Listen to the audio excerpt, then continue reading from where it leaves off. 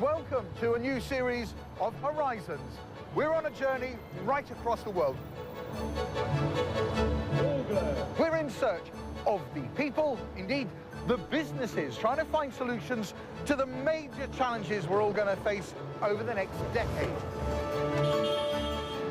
We'll be talking to chief executives, scientists and opinion formers who are behind the latest developments. Those round things in there, that's bacteria full of plastic. Yeah, exactly. And of course, we'll be talking to the people who are affected by them. So these ones, they can do homework, and if I'm away, I know they are safe. I'm going to be joined by Simon Mawson, and together we'll look at the developments which could change the world. So welcome to the new series of Horizons.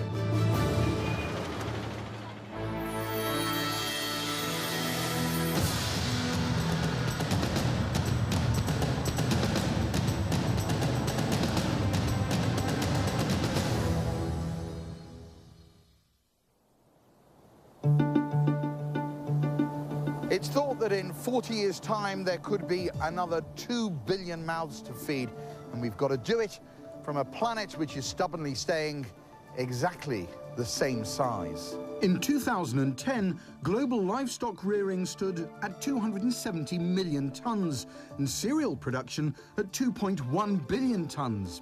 By 2050, if we're to meet our needs, we'll have to nearly double our livestock herds to 470 million tonnes, and cereal output will have to rise by 43% to 3 billion tonnes. Our diet is based on a very narrow range of products, half a dozen grains, a dozen animals, perhaps 60 fruit and vegetables. And many believe that has to change. We have to develop a more diversified diet, something which is more nutritious for consumers, kinder to the planet, and more rewarding for both producers and indeed investors. Nutrition will need to evolve, be smarter and more adventurous if we're to feed us all in the future. In this program, we'll be learning how researchers in Brazil are combining technology and nature to make the crops eaten by millions of people more nutritious. And that's acetone? Yes, acetone. So that separates the carotenes, Yeah. which is the good thing we're trying to find, isn't it? But first, Saima is in the Netherlands, looking at how science is finding clever ways to ensure we'll have enough protein in our diets in the future from some unusual sources.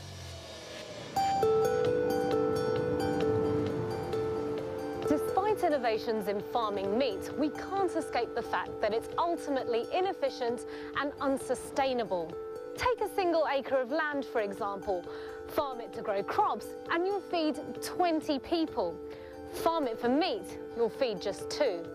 It's also environmentally unfriendly.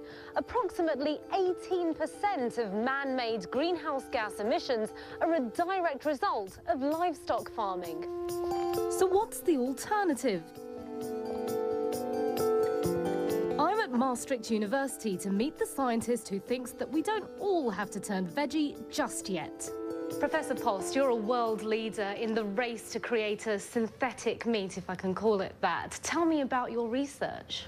Well, we are now trying to grow a hamburger, and we are taking stem cells from skeletal muscle from cows. We grow that into strips of meat, basically, and also grow strips of fat. Then we combine that into a patty, and that will eventually be the hamburger. And the idea is to present this as a proof of concept, to show to the world it can be done this way. So here Anon is taking a piece of muscle from the cow apart to harvest the stem cells from it. So every cell multiplies, and they multiply about 20 times, which means that from one cell you get 1 million. Of course, we are going to reconstitute the meat, if you like. The stem cells are single cells that are not really muscle cells yet, so we need to differentiate them into muscle tissue. Then they do a very interesting thing. They start to make a muscle by themselves. Basically, we don't have to do anything about that.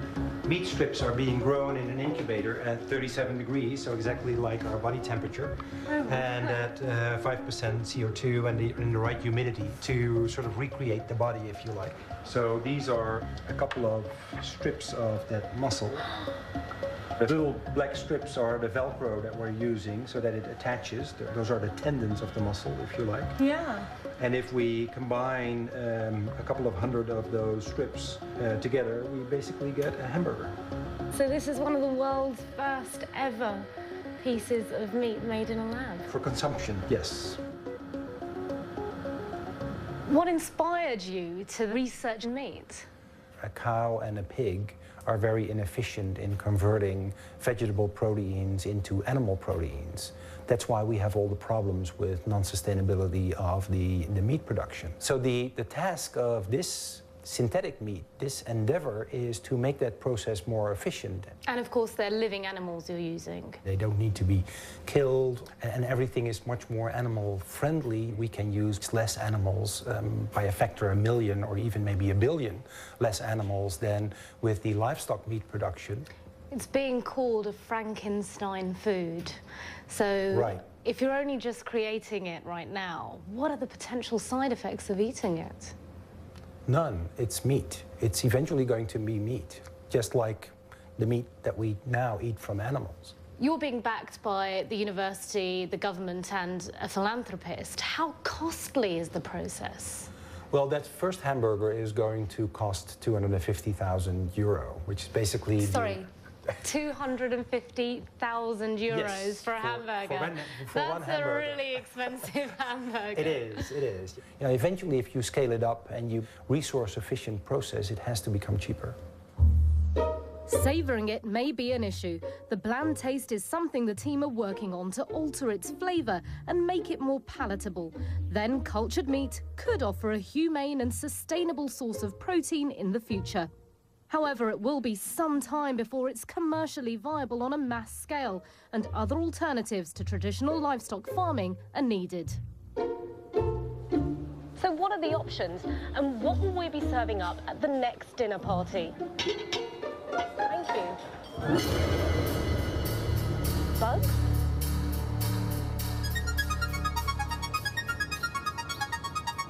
Wageningen University is one of the leading centres for the study of food science and technology in the world. Nice to meet you. I'm here to meet the scientist who thinks the solution to producing more protein from less resources lies not in how we farm, but what we farm. Okay, these are our locusts. These are amazing animals.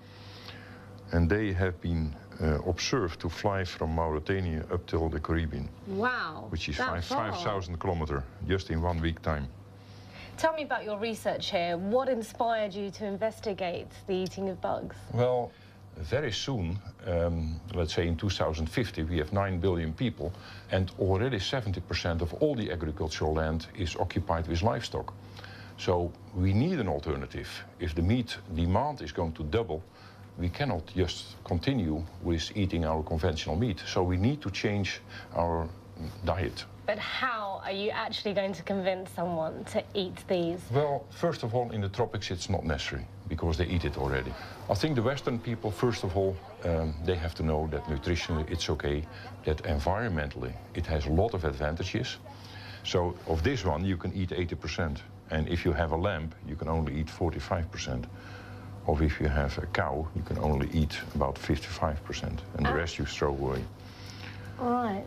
So the edible portion of insects is higher than that of livestock.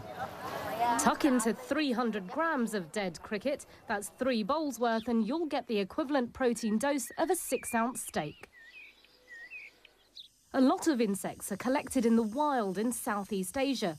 Where they're farmed, containers house the introduced cricket eggs. A food source is brought in, mainly chick feed, grasses, weeds and water. After 4 weeks, the adult crickets are ready to harvest.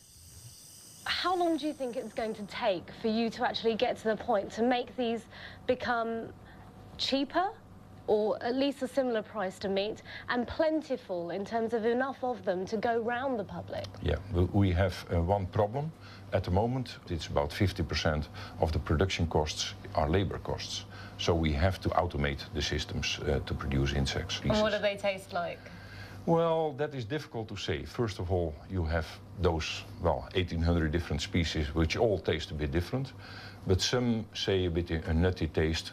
But it also is a matter of how they are seasoned. The difficulty is only to eat it once. Once you have tasted it and you have experienced that it is delicious, you will take it the second time. In much of the developing world, insects are already a common source of protein, where meat is unavailable or unaffordable. But in markets where dietary habits are more entrenched, there's a lot of work to be done, especially in Europe and North America. One supermarket chain in the Netherlands, however, is already giving consumers the opportunity to decide for themselves. Now this is one of the places that is selling these bugs. Now it's a wholesale supermarket, so they're selling them to restaurants and to the general public. Well, somewhere in here is a chef who's going to cook me up a real treat. Hi Marika, hello, how are you? Good, how are you? I hear you're cooking some bugs for me. Yeah? You like? Okay, here I am. What do you have for me? Well, it's quite easy. I've got some green vegetables and some red onions, some cooked pasta, a few sun-dried tomatoes. Okay, and a few bugs. And a few bugs. Just gonna put a little bit, not all of it. Okay. Just a little bit of pasta. Yeah. Not all of it. So the bugs go in last? Yeah, because when you hustle it, I don't know, if you twist it too much, yeah, you might break them. So it's best to keep them whole and crunchy. Well, that's almost ready. Just, yeah, just a little bit like this is enough. Okay. These are quite big, so just 3 or 4 will do. Okay. Now, do they soften when they cook? They do, a little bit, but that's why I always add them at last. Okay. And how much do they retain their goodness when they're cooked? Does it keep those nutrients in it? It does. Okay. I'll find some mealworms here. Okay, here it goes. Proof there's a worm in there.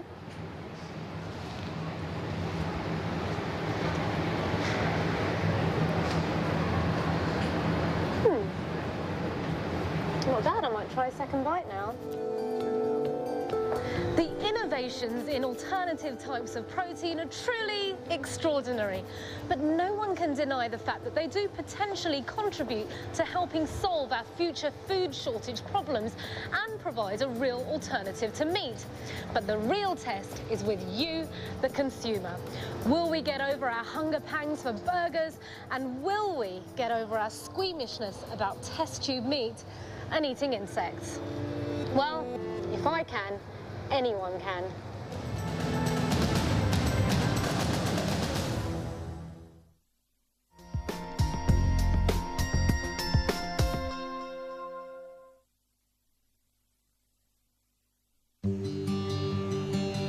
Rarámuris más bien que hay aquí, los 3,000 rarámuris que hay, pues los indígenas que hay, ojalá pues estamos aquí también en esta cueva, están secando todo manantiales, ya no hay agua, nada. Ya no hay nada.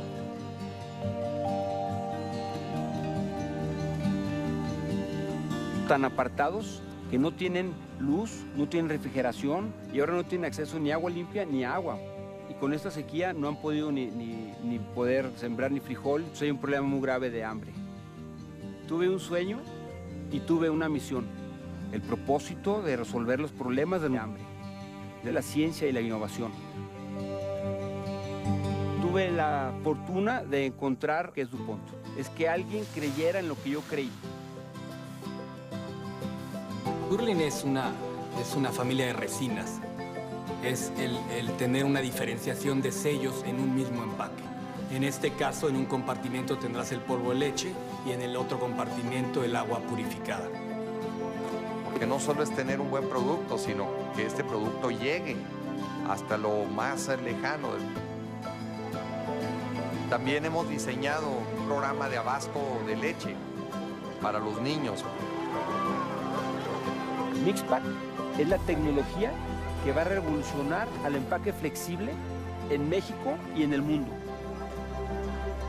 Yo veo que ahí vienes unos que vienen caminando casi 5 horas a recibir esa leche.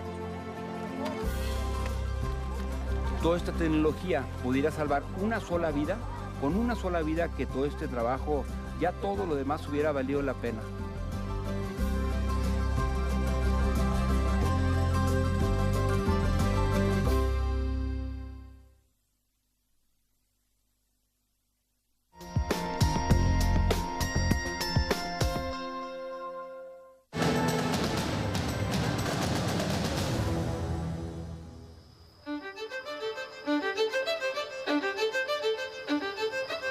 Brazil is now the largest exporter in the world of poultry, sugarcane and ethanol.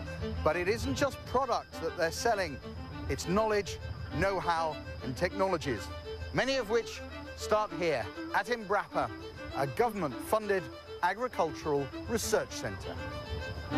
I've come to its food technology unit in Rio de Janeiro State to see one research project which they hope could help provide better nutrition for an expanding global population. What they are doing here is something they call biofortification, and that's really just a new name for a very old practice, selective crossbreeding. But they say they are doing it so efficiently that it opens up new opportunities, not just for this industry, or indeed this country, but world agriculture. Deficiency of micronutrients is common in diets across the developing world. Already affecting millions of people, it can lead to serious health problems. Biofortification is a method of breeding together different varieties of crops to increase their mineral and vitamin content. It's been heralded by some as a sustainable way of combating malnutrition in the future.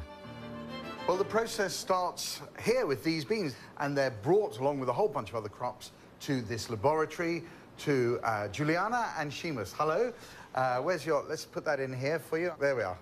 And then they get ground up and homogenized so the real analysis can begin.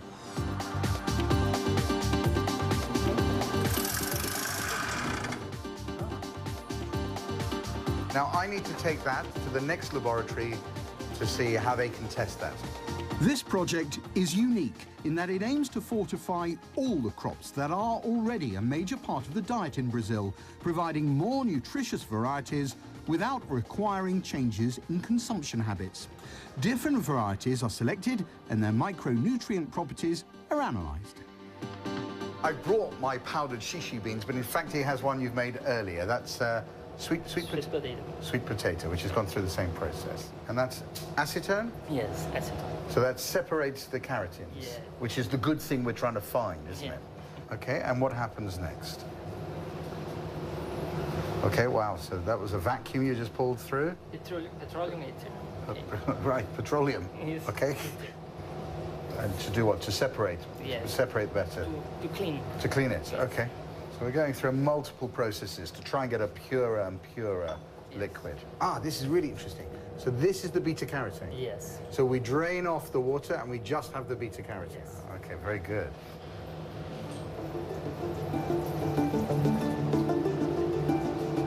This should be quite valuable stuff now, because this is what we're trying to isolate. The beta-carotene, which is good for us. We want to have a lot of this in our sweet potato to make it nutritious.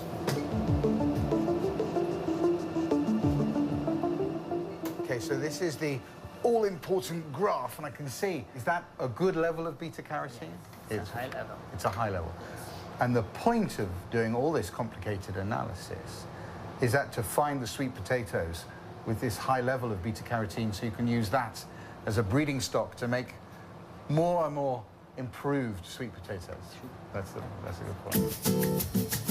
Itagüí is one of the poorest cities in Rio de Janeiro state, and following on from its research and breeding programs, Embrapa is working with the municipal government here to supply farmers with the new, more nutritious crops. Can you just explain to me what is going on here? What is this project all about?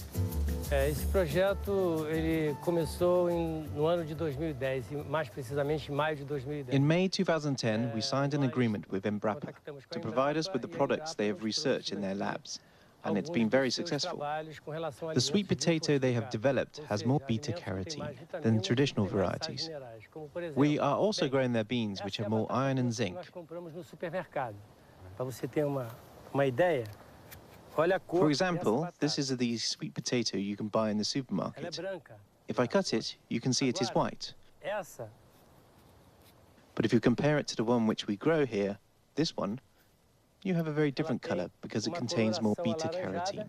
The traditional variety of sweet potato contains around 10 micrograms of beta-carotene per gram, compared to an estimated 115 micrograms in this new cultivar, boosting levels of vitamin A, which promotes a healthy immune system. How big is the challenge facing your department and facing Brazil in the need to increase nutritional levels here?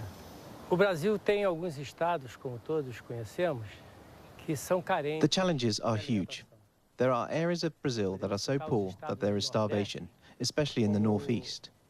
But it is not just as simple as introducing the new varieties being developed. It is also about changing attitudes to eating these new types of products. So Embrapa are also working on education to help people understand the benefits and get them to consume something they're not used to eating. Research found many children here are consuming well below the recommended daily levels of iron, zinc and vitamin A. As part of a two-pronged attack to promote consumption of the new varieties and to improve general levels of nutrition, the Biofortification Project is also working directly with local schools. What is the relationship between the project and this school?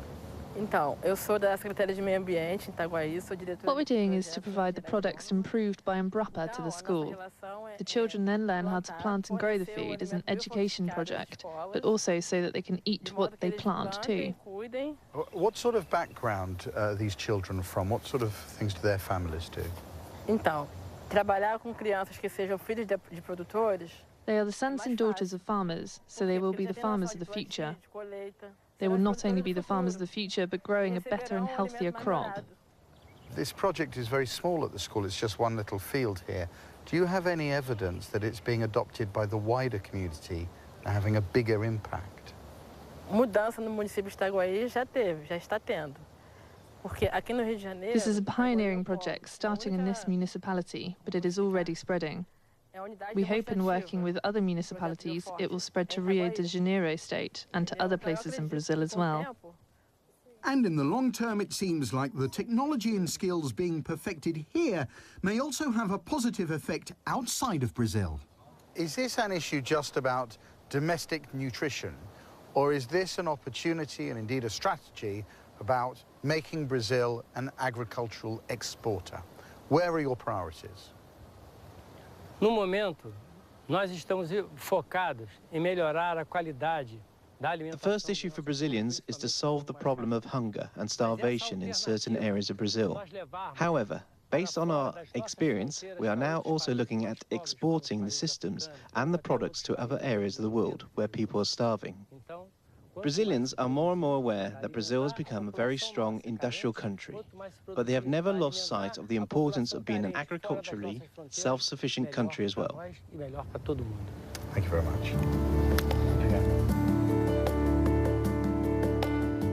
One of the defining characteristics of modern civilization has been our ability to manage agriculture and control it. It turned us from nomads into settlers. It allowed the creation of towns, cities, indeed modern civilizations.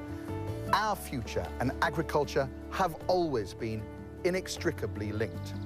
Well, modern technologies and approaches to this industry are now pointing towards a new century of new foods, new practices, and indeed, perhaps, new opportunities for us all.